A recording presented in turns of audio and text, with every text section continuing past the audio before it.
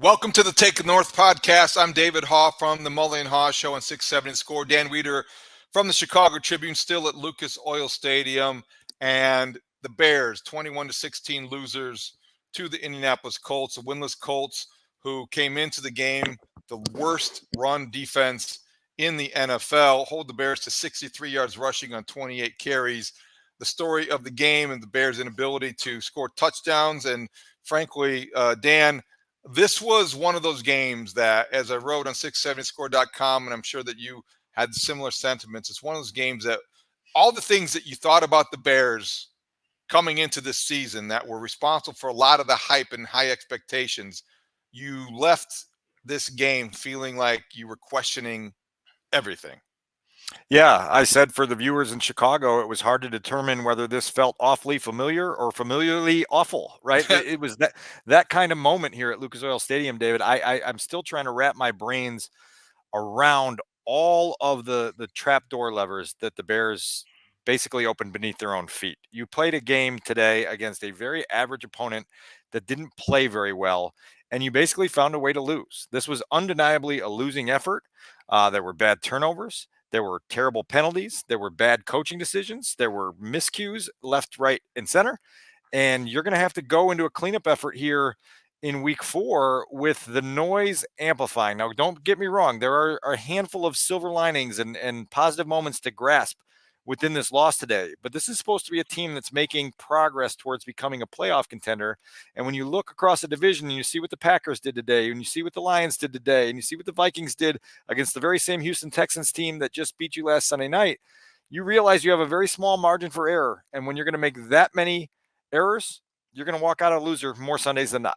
Well put. I think it makes you feel a little silly if you went into this season believing in the Bears' ability to be a playoff caliber team, to be the coach that got over, cleared the hurdle last year, that hired the right offensive coordinator, that's got the generational quarterback, that's got all the pieces that you see, and they can win more than they lose. And then you watch this today, and I know it's the NFL, and frankly, next week could be an entirely different scenario, and you're like, oh wow. But there was nothing that happened today that made you feel good about the way that you viewed this team heading into this season. And we could have a power rankings of those you doubt the most, or who lost most credibility today. I think it would start with Shane Waldron. It would go to Matt Eberflus. It would go to the offensive line. Somewhere on that list is probably Caleb Williams, even though I think that his last 20 to 25 throws were NFL caliber throws and looked like a modern passing game.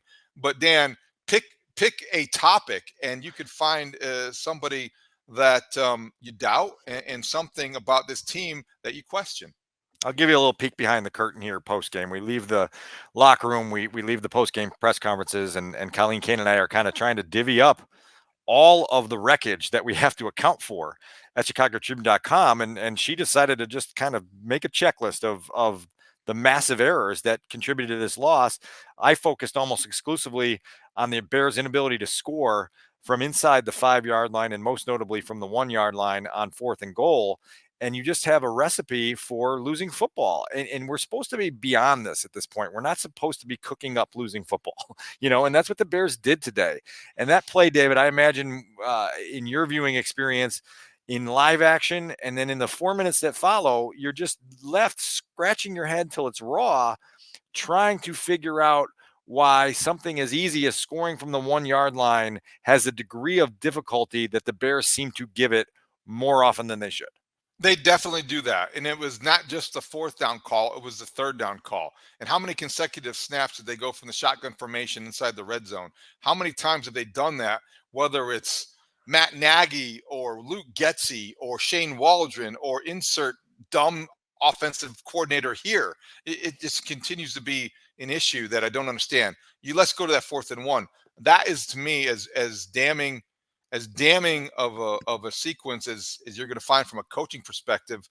And it was something I even saw post game. You tell me what they said in the locker room, but there was some I'm happy to detail this. Yeah, go ahead. It was the wrong call. It was an option play. I felt like I was watching Arkansas and Texas in 1982. It wasn't what you called for an NFL team trying to get into the end zone when they're 3 feet away. you're trying too hard to play chess. And so the Colts are in their goal line personnel, and they're in their big people personnel, and they've got 6 linemen up front, and you're trying to take advantage of that in a way where you get your speed guy, DeAndre Swift, out on the edge. In principle, I understand it. Okay. And if you block it up properly, it's a touchdown. Braxton Jones does a bad job of diverting. I think it was Tyquan Lewis coming off the edge, who the Bears were expecting to crash down on that play. And then he can't get to the second level to pick off Zaire Franklin, the linebacker. And so all of a sudden, there's a freeze frame here, David, where Caleb Williams' option pitch is in the air to DeAndre Swift. And 4 of the Bears' offensive linemen have already spilled to the turf. And so by the time DeAndre Swift gets his hands on the football, 4 of his blockers are on the ground. Okay. Like, you are not going to get anything done in the NFL in that regard. Now, the other part of this is, okay, I understand what you're trying to accomplish. You see something there and you go after it. It's 1 yard. There are people in Chicago like myself who grew up in the 1980s and understand that you get a big push up front. And if you have to have your running back jump over the top of the pile, have him jump over the top of the pile. Just do something to get some forward momentum toward the line of scrimmage, rather than a rookie quarterback in an evolving offense with a work in progress running game trying to run the speed option to the left. Was the execution clean? It was not. Are the Bears ready to start trying that stuff with the state their offense is in? They are not. And so you can question every single thing within that. Coleman Shelton and a small group of reporters after the game, I asked him, I said, what would it have taken on that play for it to have clicked the way you guys envisioned? And he said, I don't know, for there not to be a defense.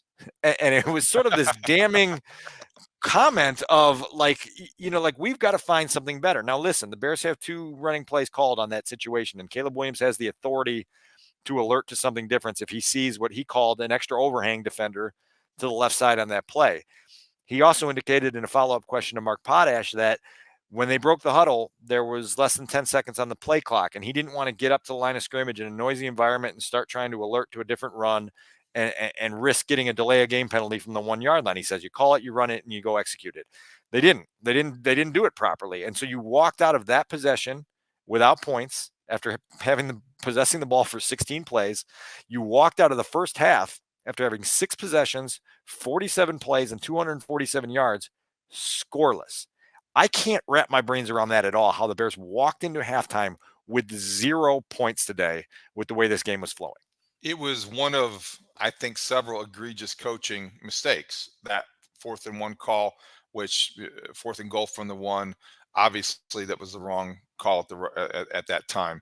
I also think you can point to on your list of things that you and Colleen came up with, please get an answer about why Matt Eberflus was so caught up in the Roma Dunze getting his first career touchdown, maybe, or who was going to keep the game ball from that. I don't know, where he called for 1. The replay showed it. He called for 1, and then he called for 2, and then, oh, why? I can't do that because we have the one team out there that's going to kick the extra point. And wait, timeout. You waste a timeout. You know what's worse than wasting a timeout? Losing all confidence that you know exactly what you're doing or that you have a clue on Sunday afternoon, because you're paid handsomely to have a clue.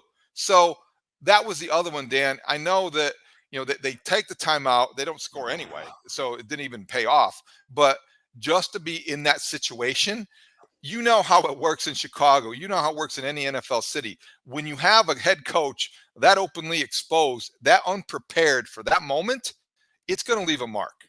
Get ready. I mean, that's inexcusable situational awareness. It's unfathomable. I'm sitting in the press box with a bird's eye view, and you know that when the Bears score, it's going to be 14-9. Caleb Williams hits Roma Dunze, and all of a sudden we're watching Cairo Santos and Torrey Taylor sprint off the sideline, and you're going, well, what? The conversation in the press box in the moment is, what are they doing here? Right. Then they have to use a timeout, a 4th quarter timeout in a close game that you're going to need as you try to put together a rally from behind yet again. It is mind-blowing to have that type of operational sloppiness. Matt Eberflus owned it after the game. He said, it's on the coaches. We have to be better there.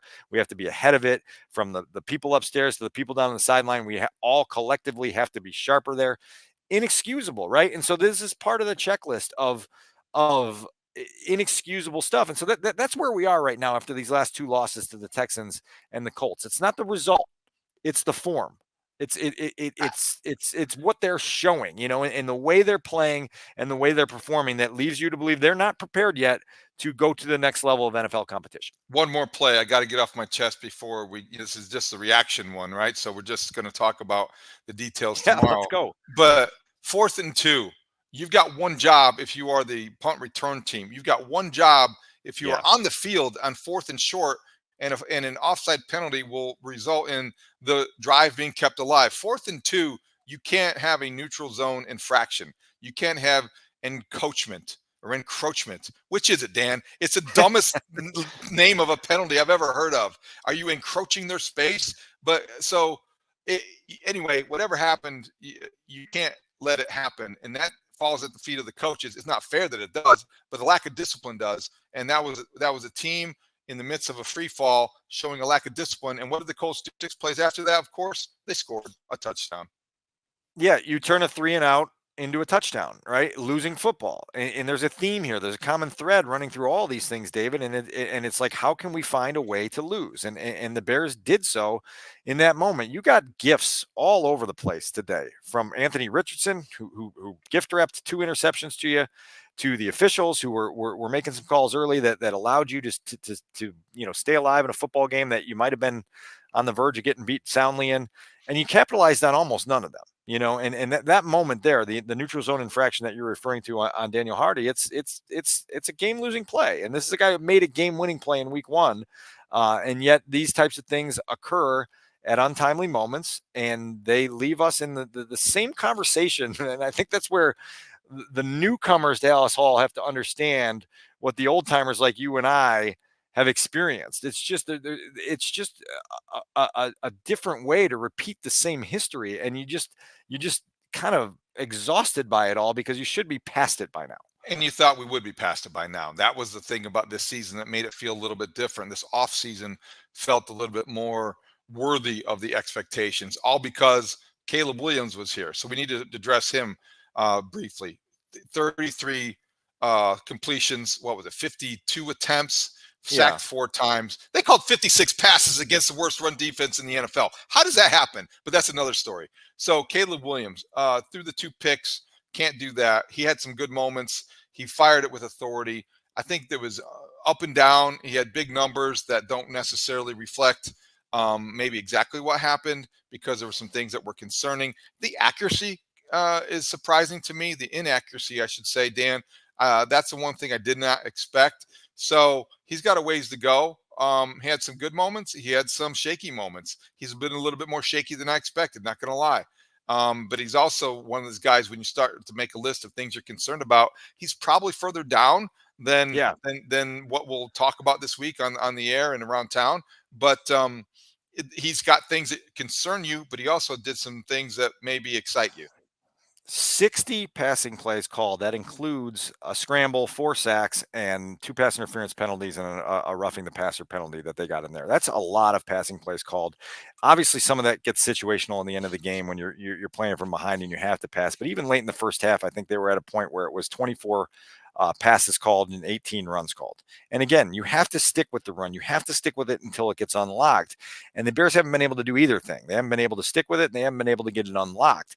That's a problem 3 weeks into the season when you don't have an identity as a rushing offense, particularly against, again, a vulnerable Colts run defense that you documented, gave up 474 in the first 2 games. Each of their first 2 opponents rushed for more than 200, and the Bears walk out here with 63 rushing yards on 28 attempts. That's an average of 2.3 per carry. Like, not good enough, like ugly. You have to figure out a way to get things done. And it was exemplified on that goal to goal situation where, again, you talk about running out of shotgun. The first play from 1st and goal from the 4 is a direct snap to Khalil Herbert. Why do you do that? Why don't you have bread and butter running plays in your playbook where you say, look, like, we're going to get under center.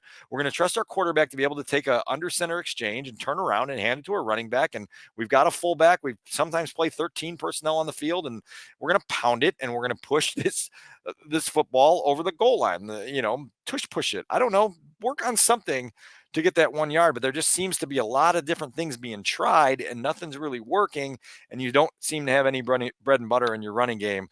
Matty Eberflus expressed after the game that he was content with the commitment to the run. I'd push back on that firmly and say, man, like I didn't see a steadfast commitment to the running game at all. Again, by the way, DeForest Buckner not playing today on injured reserve, and the Bears still had did nothing to move the Colts up front. Remarkable pile of nothing. So, all right, let's bring in studs. Get some of these 3-word reviews before we get out of here. We could be here all night talking about what went wrong for the Bears. We'll be back tomorrow because the Bears will be back tomorrow. That's more of a threat than it is a promise. By the way, everyone's going to say, well, you know what? They're going to be the next 3 opponents are beatable. That's what they're saying about the Bears. Oh, they have the Bears coming up. That's the get-well game for every one of those 3 teams. The Rams. Listen, the Rams just came back and beat the 49ers. So that's not a pushover team. No, it's not a pushover team.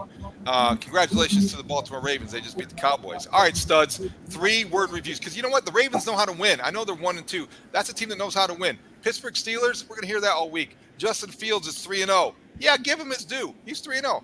Mike Tomlin knows how to win. These guys know how to win. The Bears, clueless. Go ahead, studs. You sure you're done? You're good? All right. I'm done. Yeah, I'm good. All right. 3-word reviews. Quite a bit of responses to your tweet today, Dan. Last I checked here, 392 responses. So if you want to keep responding, go ahead at Dan Wiederer on Twitter. But anyway, got a few good ones here. Floose misspelled hits. That comes from Dan Durkin, who's a great Twitter follow, by the way, if you guys don't follow him. Need better coaching. 1 yard short. Absolute complete incompetence. Typical Bears game, excuse me. And let me see here. We got our first fire Matt Eberflus one of the season, I believe. Flus ain't it. Sick of it. Play caller problems. No run game. Same old Bears. Do you guys want me to keep going, or do you guys get the theme? That's pretty good. Listen, guys, I'll tell you something here. Brad Biggs says to me in the right before we went in the locker room, he said, "Remember, this is supposed to be the easy portion of the Bears' schedule. The back half of their schedule is an absolute gauntlet." From what it looks like, and so you're sitting here again, that's what I love about Biggsy. You know, he's always looking at the glass half full. Always trying to find the light at the end of the tunnel. But I mean, think about that, David. Again, like this we talked about it on Thursday that this was a should win game and a must play well moment for the Bears, and they did neither. They didn't win and they didn't play well.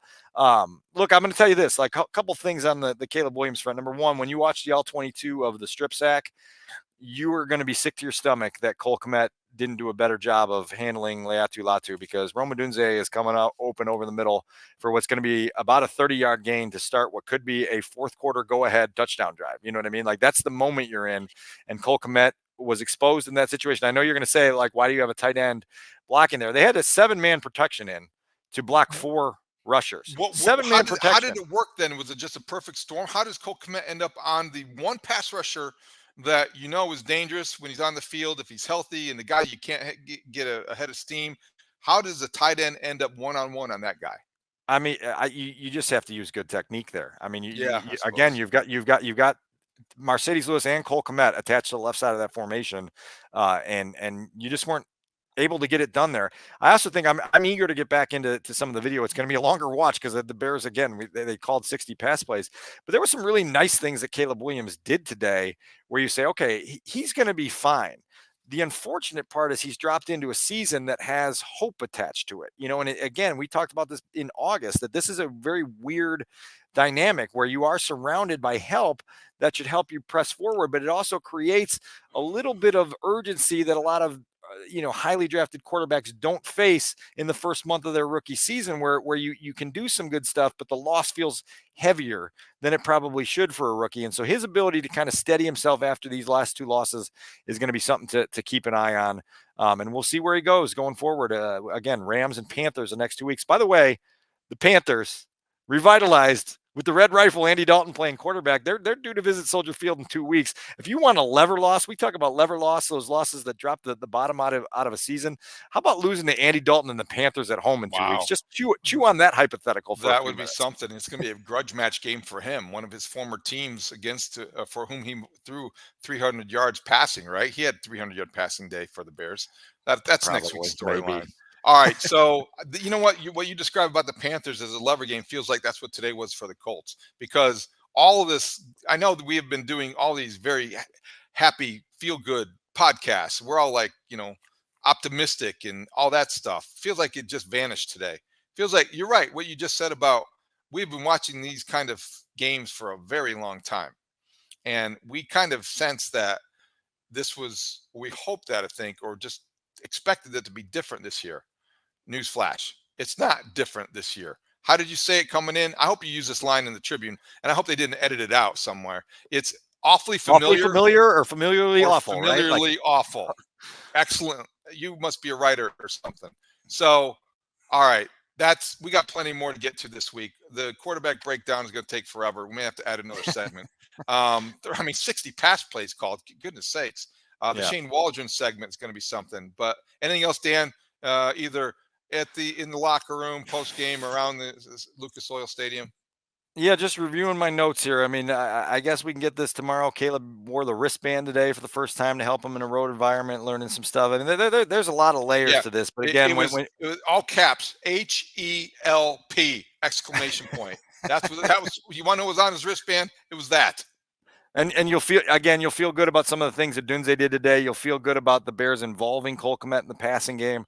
Ultimately, though, you got to stop making so many catastrophic mistakes. There were way too many today. They walk out of here in a one-score game. They lose again, and now again, David, you know how it works.